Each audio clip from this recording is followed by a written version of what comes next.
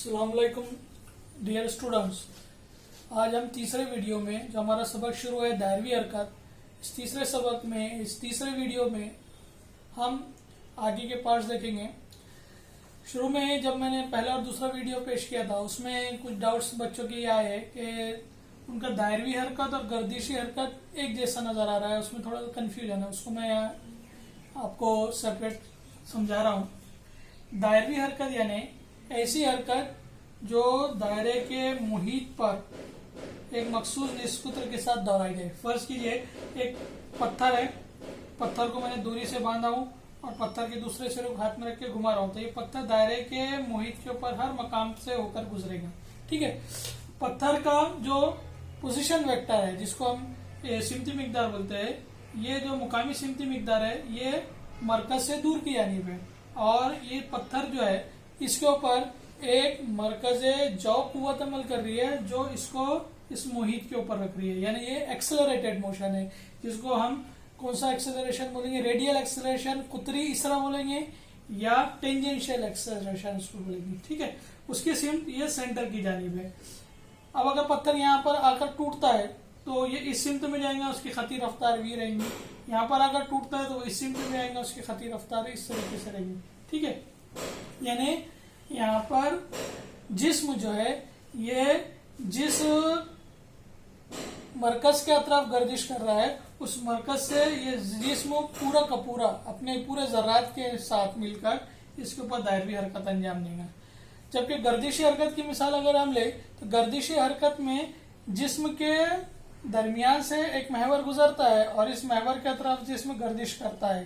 ठीक है, अगर फर्ज कीजिए यहाँ पर एक कोई जर्रा ले हम, तो ये जो जर्रा है ये जर्रा दायरवी हरकत अंजाम देगा, जबकि होल कंप्लीट अगर इस जिस्म की बात करें, फुटबॉल गेंद की बात करें, तो ये कौन सी हरकत अंजाम दे रही है, गर्दिशी हरकत अंजाम दे रही है। ठीक है, तो यहाँ पर ये समझना जरूरी है हमको कि दायरवी हरकत में जिस्म कंप्लीट, जैसा हमारा सूरज है, सूरज के गिर्द हमारी जमीन गर्दिश कर रही है।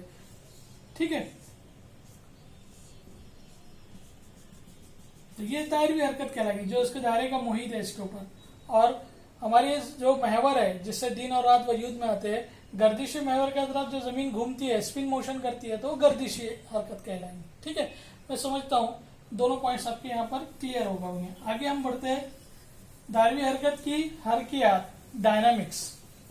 इसके अंदर दो चीजें बहुत इंपॉर्टेंट है। पहला है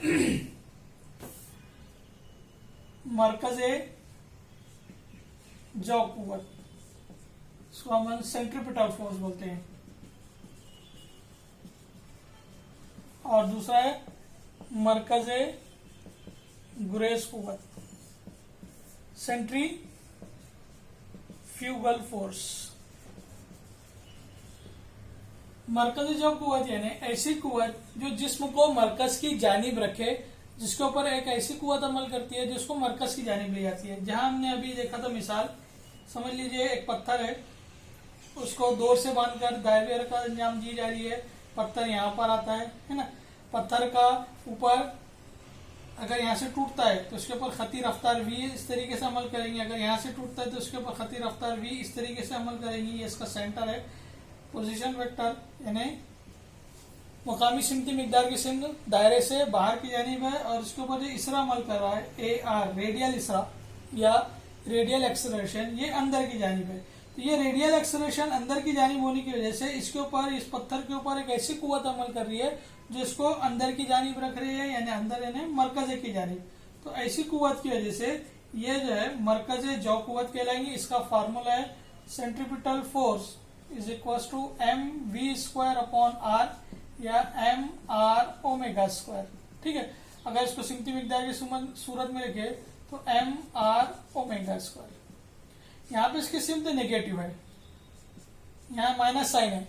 माइनस साइन क्या बताती है कि ये पोजीशन वेक्टर जो है पत्थर की जो मकामी सिमती मिकदार है मरकज से दूर की जानिब और मुहित की तरफ है, जिसे R से जाहिर किया गया है, जिसकी सिमत इधर की जानिब है। और इस पर पत्थर के अंदर जो डोर है उसके अंदर जो तनाव पैदा कर हो रहा है, ये तनाव क्या है, मरकज़े जौ इसरा की मिसाल है, यानी इसके ऊपर मरकज़े जौ इसरा बन रहा है जो इसके ऊपर कुव्वत लगा रही है पत्थर के ऊपर कि पत्थर दायरे के मुहित पर बना रहे। दोनों की सिर्फ मुखालिफ होने की वजह से यहाँ नेगेटिव साइन इस्तेमाल की गई है। तो मरकज जो कुव्वत यानी ऐसी कुव्वत जो मरकज की जानिब अमल करती है दायरवी हरकत में। ठीक है, मरकज गुरेज कुव्वत। मरकज गुरेज कुव्वत समझने से पहले हमको दो बहुत ही बेसिक कॉन्सेप्ट समझना जरूरी है, जिसको फ्रेम ऑफ रेफरेंस कहते हैं। Frame of reference. Frame of reference समझना बहुत जरूरी है। समझ लीजिए मैं एक रोड के साइड से खड़ा हूं, ठीक है, और रोड के ऊपर गाड़ियां चल रही है। मैं नाजिर हूं, नजारा कर रहा हूं, और ये मेरा मोशन है, ये हरकत है। ठीक है, तो मैं जो नाजिर हूं, जो मुशाहिदा कर रहा हूं, मैं ये हरकत करने वाली चीजों का मुशाहिदा कर रहा हूं, हरकत करने वाले अजसाम को मुशाहिदा कर रहा हूं। तो मेरी जो जगह है, मुझसे नाजिर के अंदर एक्सेलरेशन हो रहा है, नहीं हो रहा है, एक्सेलरेशन इसका 0 है। और जो ऑब्जेक्ट्स है ये क्या कर रहे हैं, हरकत कर रहे हैं।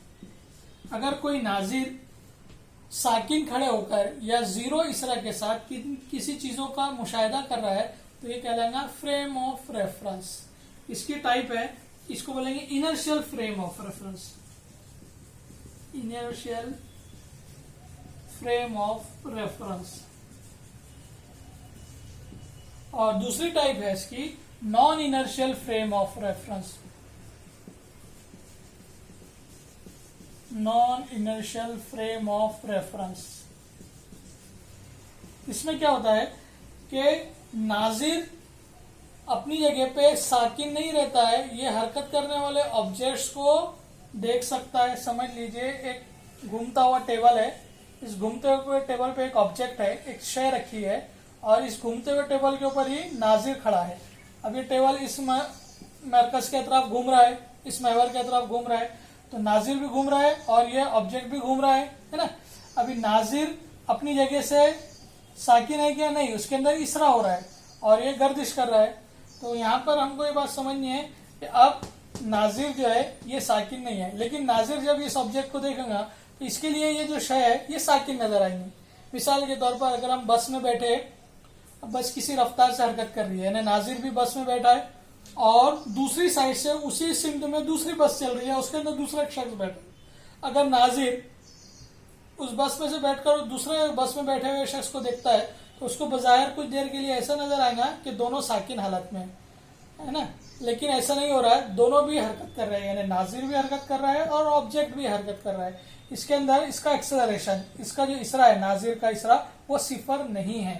तो ऐसी सूरत में अगर ये ऑब्जेक्ट को देखें हम, तो ये ऑब्जेक्ट भी कौन सी हरकत कर रहा है, दायरवी हरकत अंजाम दे रहा है। ठीक है, अब दायरवी हरकत अंजाम दे रहा है, लेकिन यहाँ पर नाजिर कैसा नजर आ रहा है कि वो साकिन हालत में है। अब दायरवी हरकत का अंजाम दे रहा है, तो हमने देखा कि दायरवी हरकत जो है ये कौन सी मोशन है, ये मरकज की जानिब अमल करने वाली कुव्वत है, यानी मरकज जो कुव्वत है।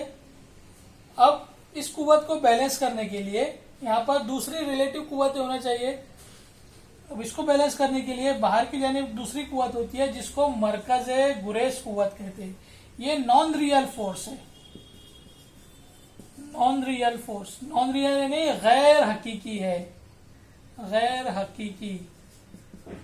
जबकि जो सेंट्रीपिटल फोर्स है ये हकीकी कुव्वत होती है।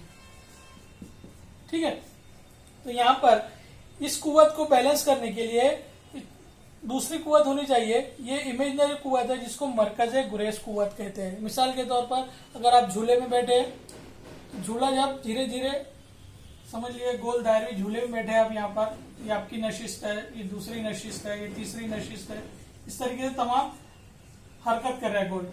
अगर आप यहाँ पर बैठे हैं, यहाँ से बैठकर आप अगर इस ऑब्जेक्ट को देखेंगे, यहाँ बैठे हुए शख्स को देखेंगे, तो आप दोनों जब हरकत कर रहे हैं तो आपको ऐसा नजर आएंगे कि दोनों साकिन है। ठीक है, लेकिन ऐसा नहीं है, ये दोनों हरकत में है, यानी non inertial frame of reference पे। तो इसके ऊपर एक कुव्वत अमल करेंगी जो उसको मरकज की जानिब रखे हुए है, यानी इसके ऊपर मरकज जो कुव्वत है। और इस मरकज जो कुव्वत को बैलेंस करने के लिए इसको ऑटोमेटिकली एक दूसरी कुव्वत को तस्वुर करना पड़ेगा, जिसको ये अंदर जाती हुई मरकज जो कुव्वत को बाहर जाने वाली मरकज गुरेज कुव्वत से बैलेंस करेगा। तो ये बाहर जाने वाली है ना, बाहर की तरफ फेंके जाने वाली जो कुव्वत है वो मरकज गुरेज कुव्वत कहलाती है। दूसरी और एक चीज इसके अंदर कि ये काजिब कुव्वतें भी कहलाती है और ये हकीकी कुव्वतें कहलाती है ना। मरकज जो कुव्वत में ये होता है कि जिस्म मरकज की जानिब अमल करता है और मरकज गुरेज कुव्वत में जिस्म मरकज से दूर अमल करता है। अगर हम इनर्शियल फ्रेम ऑफ रेफरेंस की बात करें तो इनर्शियल फ्रेम ऑफ रेफरेंस में न्यूटन की जो हरकत के कवानीन है वो न्यूटन की हरकत के तमाम कवानीन पूरी तरीके से फॉलो होते हैं। जबकि non inertial frame of reference में क्या होता है कि न्यूटन की जो हरकत के कानून है वो फॉलो नहीं होते हैं, क्योंकि न्यूटन की हरकत के कानून के लिए दोनों जिस्म में से एक जिस्म साकिन होना जरूरी है। ठीक है।